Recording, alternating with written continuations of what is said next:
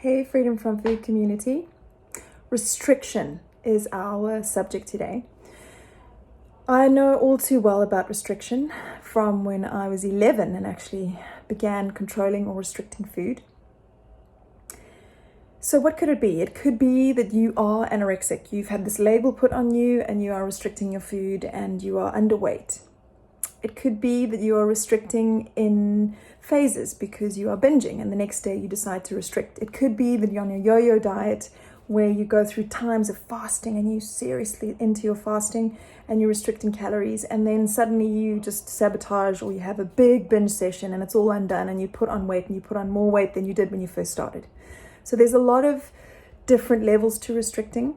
And what I would say from my experience is that it's a feeling of being in control. It's a feeling of being empty. It's a feeling of not being comfortable with having food in your body. And this is what we're striving for. What I learned along my journey is that it's not about controlling the external. It's about seeing how you can manage the internal better, so it has nothing to do with the food. We may be in situations in our lives when the outside world is an absolute mess and there's nothing that you can control. It's all out of your control. So you step into controlling your food, and that's where you feel your power. That's where you feel safe. That's where you feel that's where you feel comfortable. So how can we create this feeling of safety? How can we create and understand that being in control of your life 100% of the time is an absolute fantasy and illusion? It'll drive you mental because it never, ever, ever happens, and it's not true. Life is always giving us situations where we learn to expand, and when we catch up with that expansion, we can actually be grateful for the things that have happened to us. And that is going to happen to you now as you go through this restriction. So what can we do to help you feel safe instead of controlling your food? What can we do to help you understand that it's okay to nourish your body? Let's start with one step.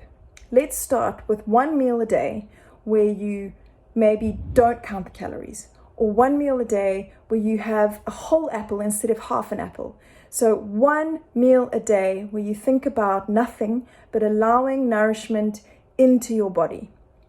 Think allow, and think of the energy that will help you in your day to achieve what you want to achieve. Because I know that we're super achievers. I know that. That's exactly where I was. And we're successful and we're go-getters.